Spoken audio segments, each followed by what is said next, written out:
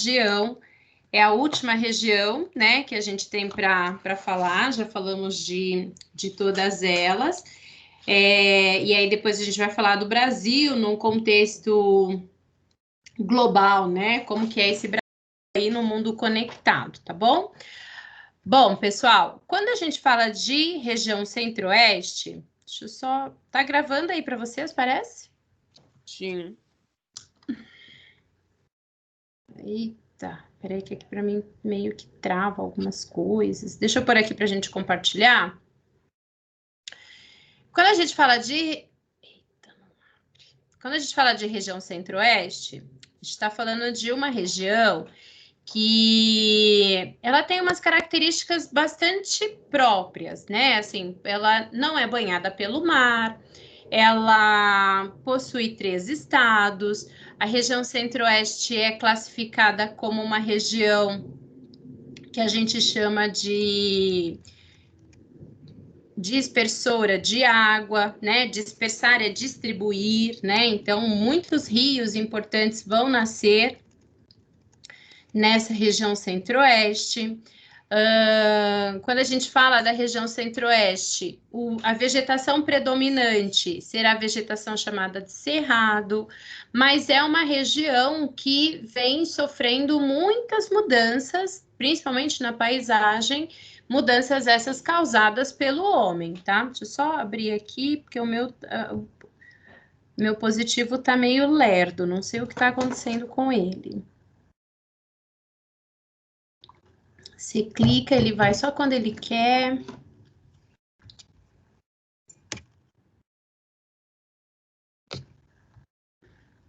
Sétimo ano, livro do aluno. E aqui a gente pode pôr para compartilhar. Vitória.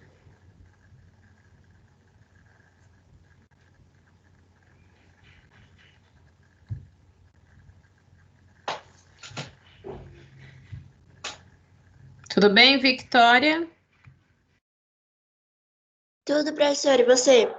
Tudo bem também. Já almoçou? Já. Então, tá bom. Então, vou pedir para você abrir lá na página 22, tá? Tá bom.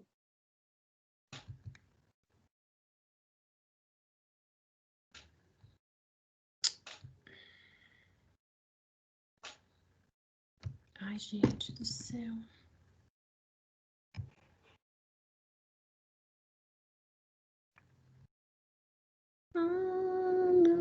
Tá compartilhando aí com vocês, o sétimo ano? Sim. Então tá.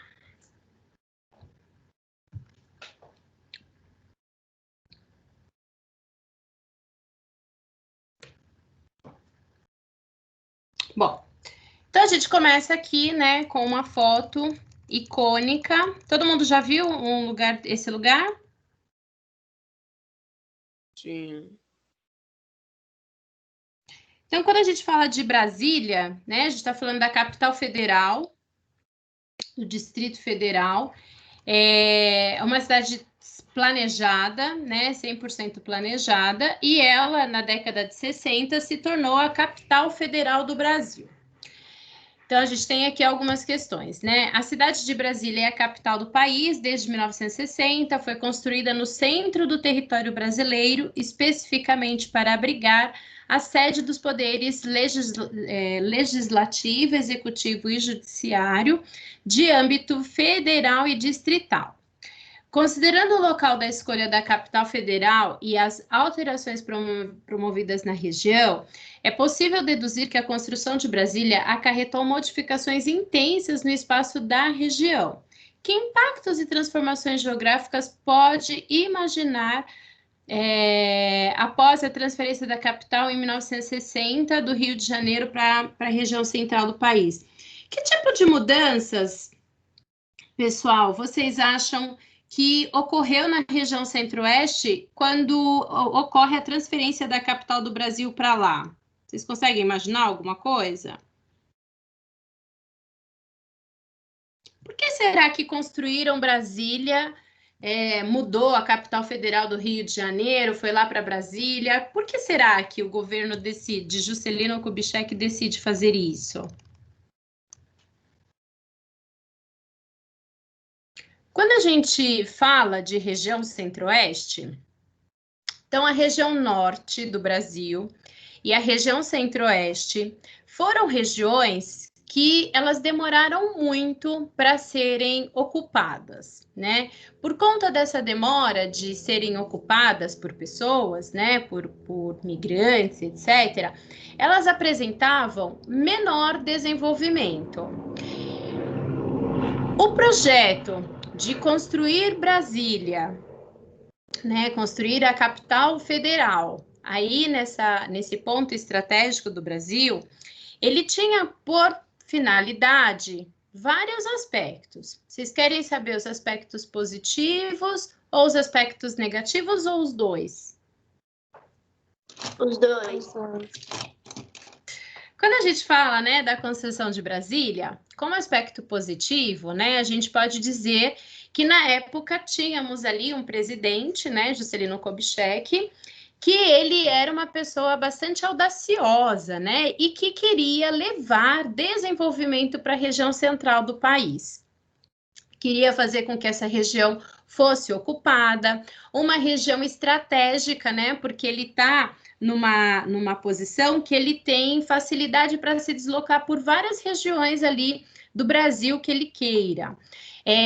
A construção de Brasília, fatalmente, trouxe para a região centro-oeste muitas mudanças significativas, né? Porque com a construção de Brasília, numa região que antes não tinha absolutamente nada, você vai promover a vinda de pessoas, né? Você promove um desenvolvimento econômico dessa região. Então, o aspecto positivo foi buscar desenvolver uma região que no Brasil até então era relegada, era deixada de lado, tá? Então, esses aí foram os aspectos positivos. Deixa eu só receber aqui. Estranho, achei que tinha alguém querendo entrar. Quando a gente fala... E tem, Catarina. Quando a gente fala da região centro-oeste, né, a construção de Brasília, no seu aspecto mais negativo, a gente pode entender aí alguns fatores também, né? Então, primeiro, para construir Brasília, demorou, né, 5 anos, foi necessária a utilização de muita mão de obra, então vieram muitos trabalhadores, especialmente do Nordeste e do Sul do Brasil. Os trabalhadores do Nordeste, por exemplo, eles eram chamados de candango. Gente, eu não estou conseguindo admitir a Catarina. Ele fica para mim admitindo e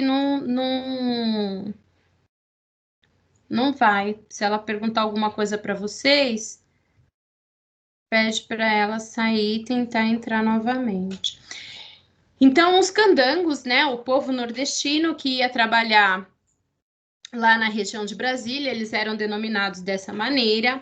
Essas pessoas começaram a migrar para essa região aí, né, do Distrito Federal, para trabalhar na obra, na construção. Foi uma obra com um custo que até hoje, o 7º ano, ninguém tem coragem de dizer quanto custou para construir Brasília.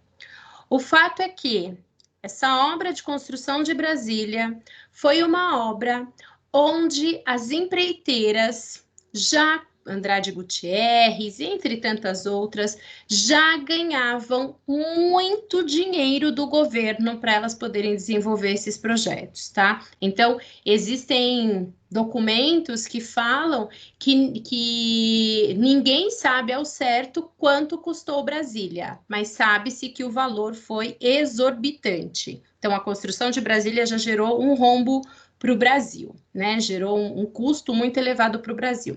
Além de um custo elevado, tinha um outro problema. Ninguém que trabalhava, que era concursado lá no Rio de Janeiro, que trabalhava para o governo no Rio de Janeiro, poucas pessoas tiveram interesse em migrar para Brasília. Por que será que as pessoas não tinham interesse em migrar para Brasília? É mate, é chá de gengibre gelado, vocês estão servidos?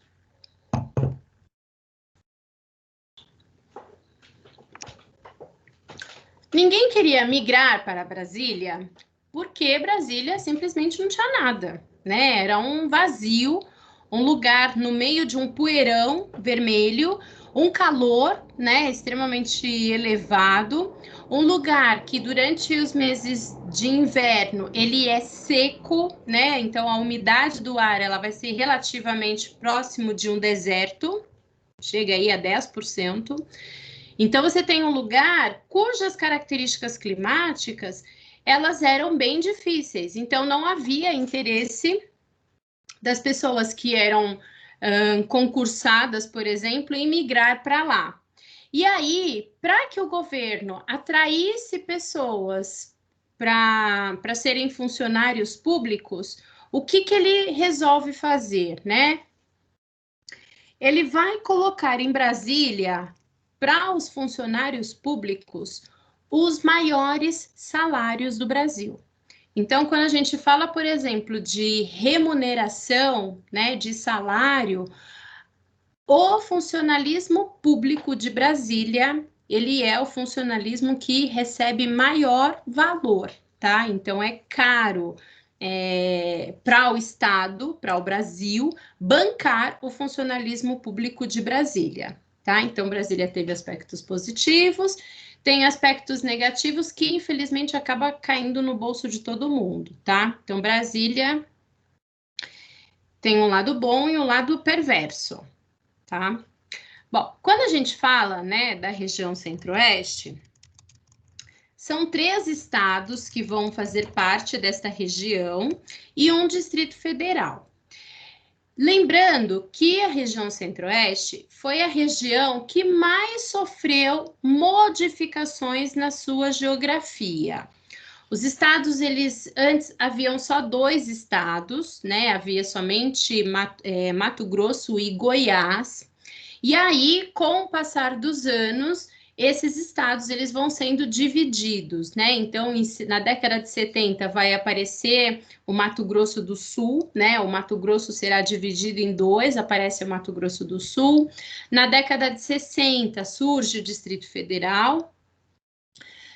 Depois, 80, divide-se Goiás, e aí o norte de Goiás vai passar a ser Palmas, Tocantins, melhor dizendo, com capital Palmas, e a parte ao sul, né, metade aí para o sul, será Goiás. Então, a região centro-oeste, ela já passou aí por várias modificações, tá? Então, olhando aqui, a gente consegue perceber que ela tem aí, né, o Distrito Federal tem uma população de 3 milhões de habitantes e uma área de 5.779 quilômetros quadrados e uma densidade demográfica elevada, 528 habitantes por quilômetro quadrado. Então, é muita gente para ocupar essa área, o que dá uma elevada densidade demográfica. Goiás, a gente tem uma população de 6 milhões e 700 mil pessoas, numa área de 340 mil quilômetros quadrados, milhões de quilômetros quadrados. O Mato Grosso, 3 milhões e 300 mil pessoas. E o Mato Grosso do Sul com 2 milhões e pouco de pessoas, tá? E aí vocês podem perceber que a densidade demográfica em Goiás, no Mato Grosso e no Mato Grosso do Sul, ela é relativamente baixa, tá? Na verdade, é uma densidade demográfica bem baixa. E aqui vai contando aí, historicamente, todas as mudanças que a região centro-oeste já teve, tá? Então, grifa aqui, por favor, ó. As unidades, deixa eu aumentar aqui para enxergar, porque senão eu não enxergo.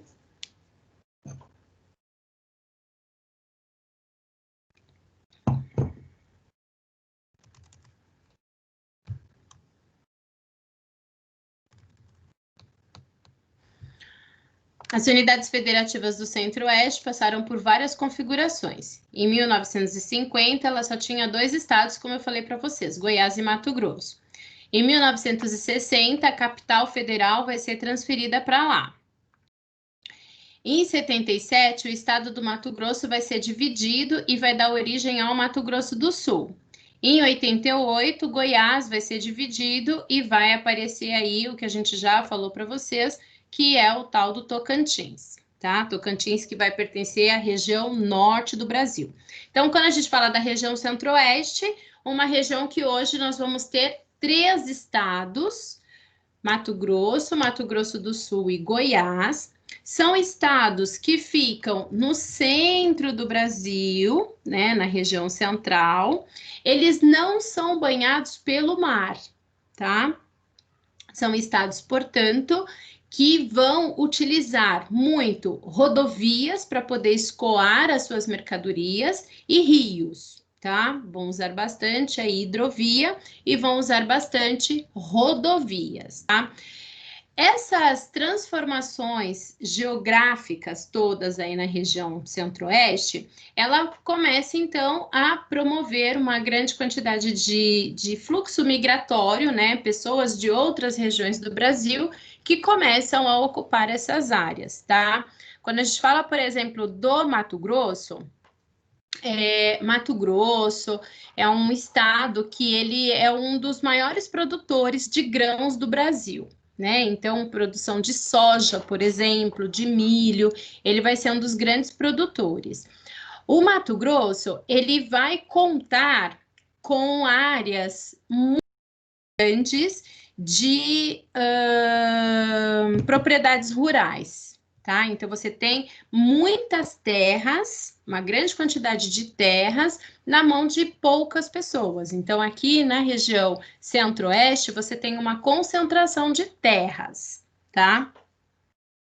Muito dessa produção, tanto do Mato Grosso, quanto de Goiás, quanto do Mato Grosso do Sul, vai ser uma produção destinada para exportação. Então, a gente vai ter o principal parceiro aí do mundo, que é a China, os Estados Unidos e a Argentina, são os nossos grandes parceiros econômicos, então a gente vai produzir muita coisa e mandar para esses outros estados, tá? Percebam que nós vamos ter muitos rios, né, nessa região centro-oeste.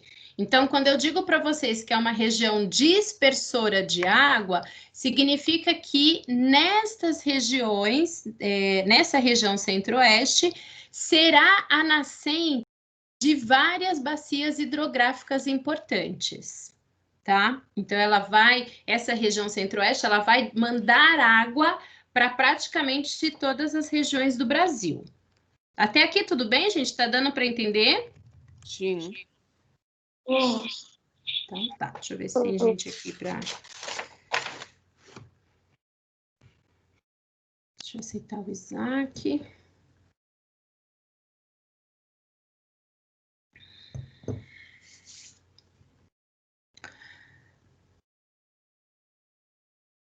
Quando a gente fala de paisagens da região centro-oeste, é uma região que é belíssima, tá? Belíssima, apesar de não ter praias, mas é uma região que vai contar com muitas cachoeiras, que vai contar com parques de reserva ambiental belíssimos.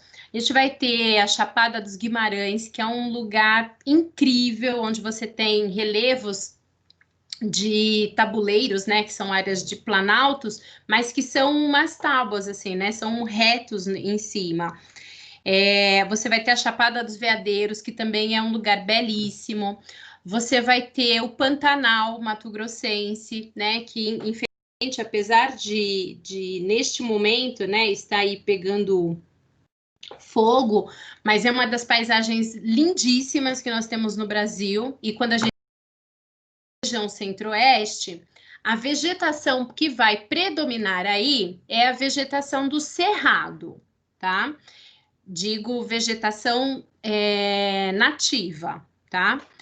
Na região do Pantanal, a gente vai ter o que nós chamamos de vegetação complexa. O que significa isso?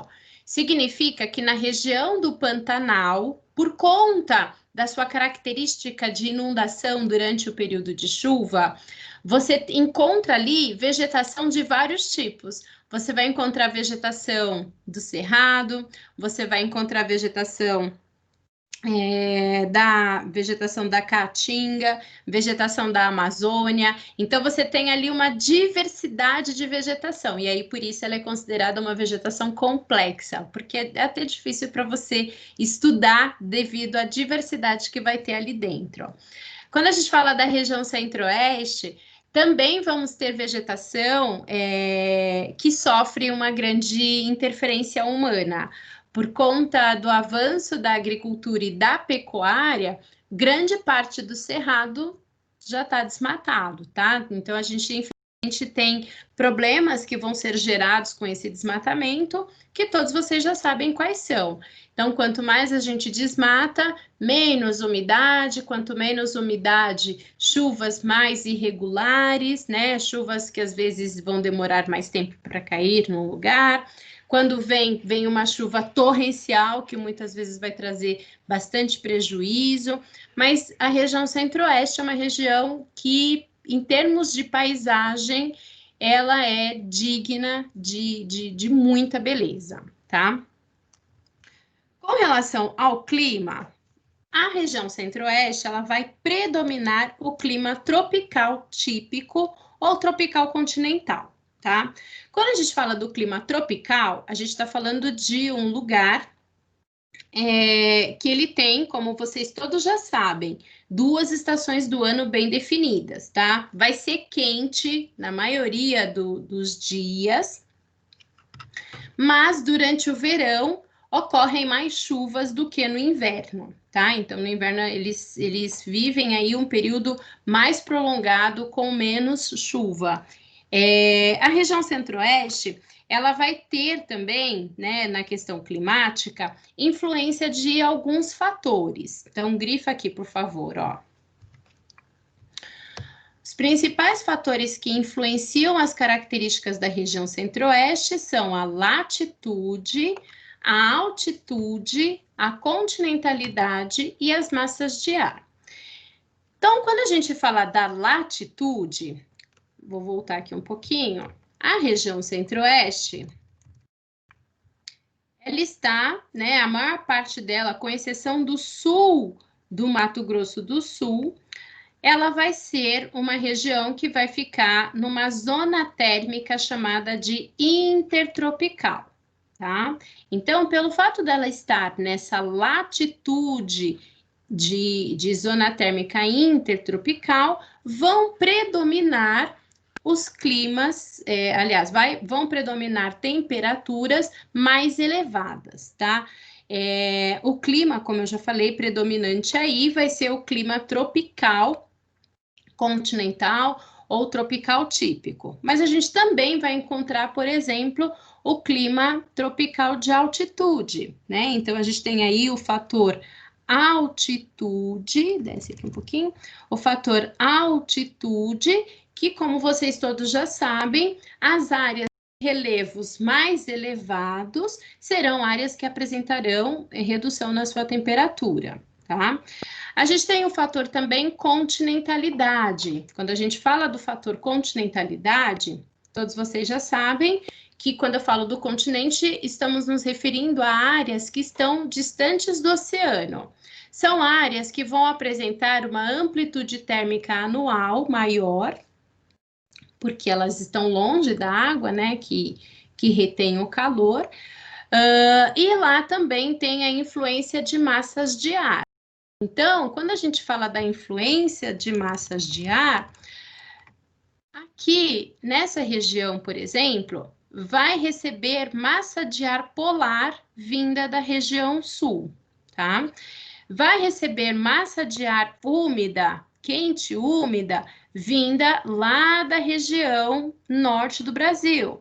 Vai receber massa de ar quente, vinda aqui do Nordeste brasileiro. Então, como a região centro-oeste do Brasil, ela está numa região que ela consegue ter conexão com todas as outras regiões do Brasil, ela fatalmente vai ser uma região que vai apresentar tanto uma diversidade climática quanto uma diversidade de vegetação por conta dessa aproximação com todas essas áreas, Até aqui tá dando para vocês entenderem, gente, ou tá confuso?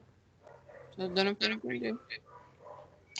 Então, quando a gente fala, né, dessas características aí, depois vocês vão ler aqui, vão grifar os pontos mais importantes, mas já grifa aqui, por favor, ó. A região exibe então grifa aqui, porque a gente não grifou, porque estava maior. A região exibe predominantemente o clima tropical típico, também chamado de tropical continental, e aí aqui ele vai descrever a característica desse clima tropical, tá? Aí aqui ele vai falar sobre a questão da continentalidade, falando aí o que eu já falei para vocês, que reduz a umidade, né? Por conta, e que tem aí também essa amplitude térmica maior. Então, aqui também é importante que vocês grifem.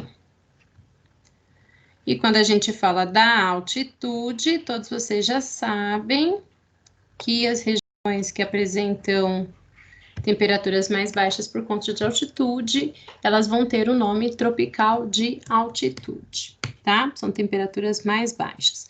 Aí aqui fala sobre as massas de ar, né? Já falei aí para vocês, massas de ar polar durante os meses de inverno. E essas massas de ar polar, que começam lá no sul do Brasil e que conseguem chegar lá no centro-oeste e até no norte do Brasil, dependendo da força, elas levam o que a gente chama de friagem, tá? Friagem é quando você tem a queda abrupta de temperatura, essa queda ela vai durar no máximo 2 dias, depois já volta a esquentar novamente, tá? Então, a gente tem lugares onde você tem o clima tropical, como a gente já falou para vocês, que vai predominar, o tropical de altitude, né, nas áreas principalmente ao sul da região centro-oeste, que são áreas mais frias. A gente vai ter também o equatorial úmido, né, ao norte do Mato Grosso, ele vai sofrer influência aí do clima equatorial úmido, ou seja, muito calor e bastante chuva, tá? Cuiabá, então a gente viu que Curitiba é a cidade mais fria do Brasil. Cuiabá, ela está entre as cidades mais quentes do Brasil, tá? Cuiabá, capital do Mato Grosso, ela vai contar aí com temperaturas que facilmente ultrapassam 40 graus, mesmo no inverno, tá? Então, são áreas aí que têm temperaturas elevadas, mas que também enfrentam aí essas variações de temperatura por conta dessa tal da continentalidade. Deu para entender? Beleza? Sim. Sim. Então, aqui, por exemplo, ó, a gente tem um Parque Nacional da Chapada dos Veadeiros, a gente consegue perceber claramente aqui, ó, chuva caindo nessa região, então você tem a presença de chuvas isoladas. Outras áreas não estão chovendo, vocês percebem que a gente está aqui numa área mais plana, mas aqui, ó, eu tenho um planalto, uma elevação aqui, e que quando você chega no topo aqui desse planalto, as temperaturas vão ser mais baixas, mais amenas, tá? Cuiabá registra 16 graus nesta sexta-feira, após queda brusca de temperatura. Espera aí um pouquinho, deixa eu ver se aqui tá tudo bem. Tá.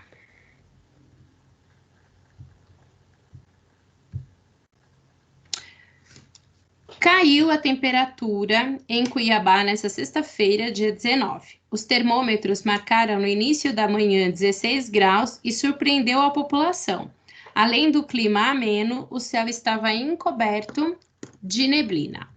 De acordo com o Centro de Previsão de Tempo e Estudos Climáticos do Instituto Nacional de Pesquisas Espaciais, CPTEC e INPE, a máxima prevista para hoje é de 26 graus e as chances de chover são poucas. A frente fria deve atingir principalmente as regiões Nordeste e Sul. A massa de ar frio que chegou de madrugada desta sexta-feira amenizou o calor registrado nos últimos dias. Neste final de semana, a temperatura deve subir gradativamente, porém não deve passar dos 31 graus. Assim como na capital, em Ribeirão Cascalheira, no nordeste do estado, o dia também amanheceu com 16 graus e a máxima não deve passar dos 31. Na região pode chover com trovoadas no período da tarde.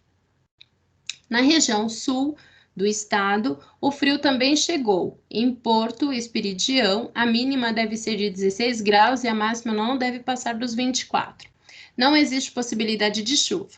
Em Chapada dos Guimarães, a temperatura atual é de 13 graus durante o dia e não deve passar de 23 graus. Em Lucas do Rio Verde, a temperatura durante o dia todo deve ficar na média de 28 graus. Considerando as informações do texto, bem como seus conhecimentos sobre o clima e suas características, responda às questões a seguir. Quais fatores climáticos foram responsáveis pela queda de temperatura? Então, a gente tem temperatura, esse texto aí, ele é de 19 de junho.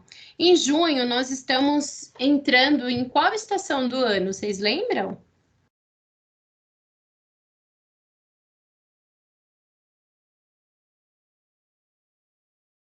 Primavera, verão, outono ou inverno? Primavera? Primavera. Então, vamos lá. Quando a gente fala de primavera, ela começa entre o dia 21 e 23 de setembro. O verão vai começar entre os dia 21 e 23 de dezembro. O outono começa mais ou menos aí entre esses mesmos dias, mas no mês de março.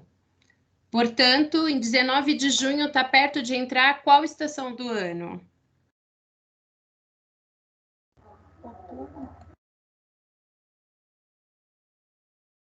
Inverno, né? Se é no inverno, o que promove a queda de temperatura?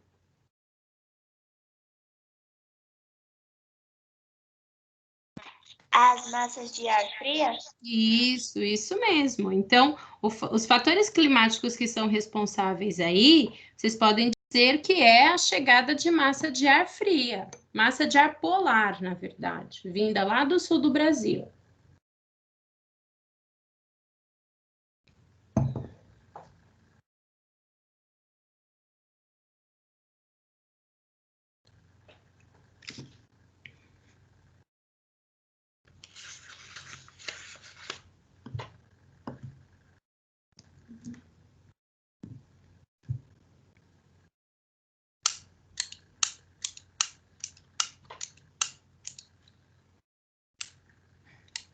Algumas informações da reportagem levam a concluir que as temperaturas não ficam baixas por muitos dias. Mencione um trecho da reportagem que demonstre esse fato.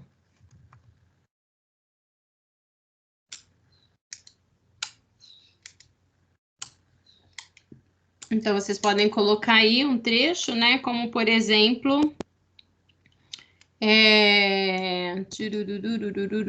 vocês podem colocar aí, por exemplo, em Ribeirão Cascalheira, no nordeste do estado, dia amanheceu com 16 e a máxima não deve passar de 31. Deixa eu ver onde que a temperatura vai subir aqui, ó.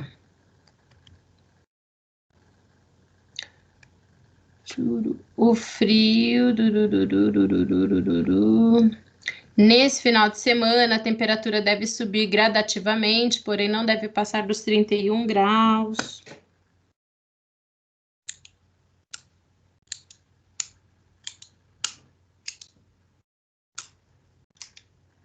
Então, ele está dando uma mensagem aí para gente que sexta-feira a temperatura está em 16 graus. E está dizendo que no final de semana essa temperatura já vai chegar aí para os 31 graus. Então, a gente tem uma diminuição e uma queda de temperatura muito rápida. De acordo com os dados do texto, informe as temperaturas máximas e mínimas e a amplitude térmica esperada para os locais citados naquele final de semana de julho de 2015. Então, a gente tem aí Cuiabá, Mato Grosso, Porto Esperidião e Chapada dos Guimarães. Então, vamos pegar aqui, ó. Em Chapada dos Guimarães, a temperatura é de mínima de 13 e a máxima de 23 graus. Então, vocês vão colocar lá embaixo, na Chapada dos Guimarães, 13 de mínima e máxima de 23. Aí em Porto Esperidião, temperatura mínima de 16 e máxima de quanto? 24. Qual que é, Cuiabá?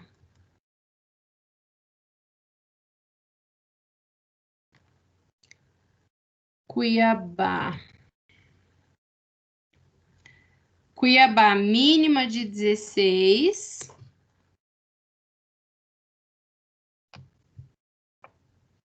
E máxima de 31. Mínima de 16, aqui em cima, tá bom? E máxima de 31. Qual é a diferença? Qual é a amplitude térmica de Cuiabá, sétimo ano? 31 menos 16, quanto dá? 15. 15, né? Então, amplitude térmica de 15 graus. De Porto Esperidião? 8. 8, muito bom. E Chapada dos Guimarães? 10. 10 graus, muito bom. Então, vocês já colocaram aí a amplitude térmica, né? A diferença entre a máxima e a mínima temperatura. Qual é o fator climático que intensifica a variação de temperatura na região e como ele atua? Então, a gente já falou aí de um fator climático chamado massa de ar, que vai interferir aí nessa friagem desses lugares. Além da massa de ar, um outro fator que vai influenciar aí nessa mudança brusca de temperatura é a continentalidade. Então, vocês botem aí, por favor, a continentalidade. Quando a gente fala da continentalidade, ela vai apresentar uma amplitude térmica maior, né? Então, quando a gente fala de continentalidade, as temperaturas elas vão mudar muito mais rapidamente, tá? Então, continentalidade. Foi?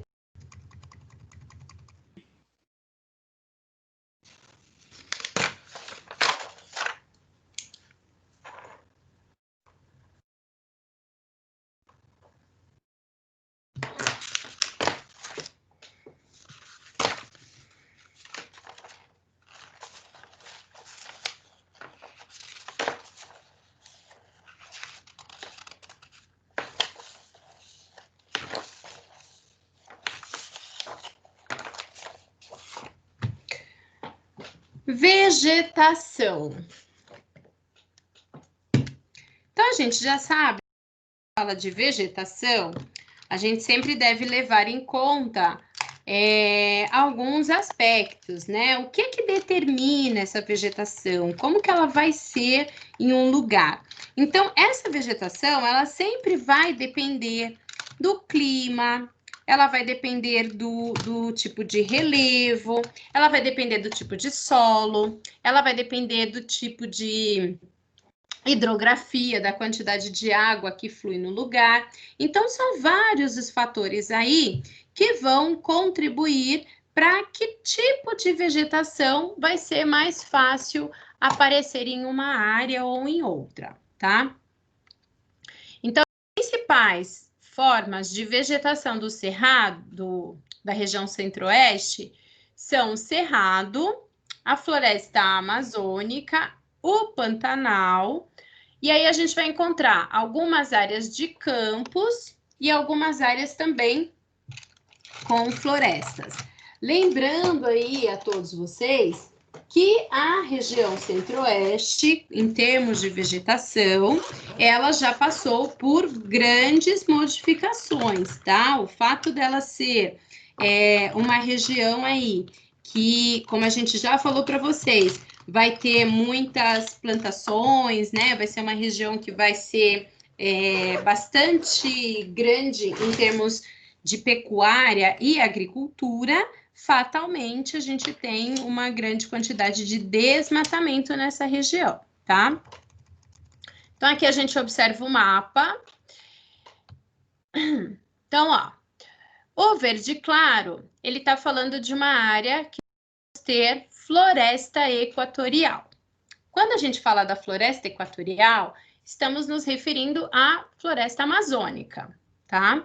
Essa floresta equatorial, ela vai apresentar como características árvores de grande porte, uma vegetação bastante heterogênea, mas que sofre com o desmatamento, não só pelo avanço da agricultura e da pecuária, mas pela extração da indústria madeireira, tá? Que pode ser uma indústria madeireira legal ou ilegal. Isso tudo acontece, tá?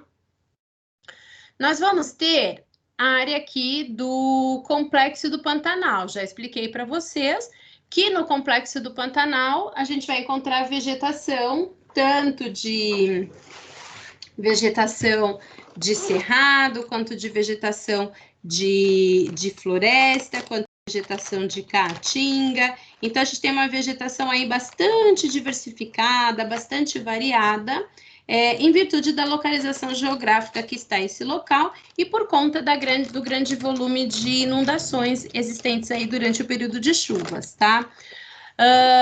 A gente tem, né, a maior parte da região centro-oeste sendo preenchida aí pelo cerrado. A vegetação do cerrado, ela tem como características ser mais arbustiva, uma vegetação que a gente vai encontrar bastante gramíneas, vegetação mais espaçadas, né, com árvores com galhos tortos, com casca grossa, fruto de um solo muito ácido, tá? A vegetação do cerrado, ela é uma vegetação adaptada a queimadas, tá? Desde que essas queimadas sejam esporádicas, né? Sejam de tempos em tempos. O que a gente tem percebido nos últimos anos é que o homem promove essas queimadas, né? Então, ela é produzida de maneira antrópica e muitas vezes não dá tempo da vegetação se regenerar. Mas, se essa queimada for natural, ela é boa para a vegetação do cerrado porque ela renova a vegetação, tá? E a gente tem também campos, né? Os campos, como todos vocês já sabem, é uma área onde a gente vai ter gramíneas, um solo mais pobre, um solo mais raso, um solo com menos fertilidade. E a gente tem também um resquício aqui de floresta tropical. Também bastante diversificada, bastante homogênea, uma vegetação aí que possui árvores de grande porte. Então, essas são as características naturais da vegetação. Grifa aqui, por favor. Deixa eu ver que horas são. O cerrado também é conhecido como savana brasileira, e ela vai ocorrer nas áreas do clima tropical típico, né? Então, a savana ou cerrado, ele vai ser caracterizado aí por vegetações adaptadas à chuva sazonal, né? Ou seja, você tem um período do ano com chuva, um período do ano com menos chuva. O cerrado tem uma diversidade de vegetação, então a gente vai ter o cerrado, a gente vai ter a mata ciliar, né? Então é chamado de mata de ciliar ou mata de galeria, que é essa vegetação que fica aí nas margens dos rios, protegendo aí da entrada de tudo e qualquer sedimento, tá? A gente vai ter aí o cerradão, que são áreas que apresentam. Então, aqui vocês podem grifar também. O cerradão, também a gente vai ter florestas. Em outros pontos com solos mais arenosos, solos menos profundos, a gente tem uma vegetação mais rasteira. Então, para eu ter uma vegetação mais densa, é necessário observar vários aspectos, entre eles o tipo de solo. Quanto mais pobre for esse solo, menos possibilidade de vegetação densa, de vegetação mais fechada. Até aqui, tudo bem, gente? Tá dando para vocês entenderem? Sim. Então, tá. Então, já são 1h51. Eu vou parar a minha aula por aqui. E aí, amanhã a gente continua, tá bom? Gente, fiquem com Deus, um beijo e até amanhã.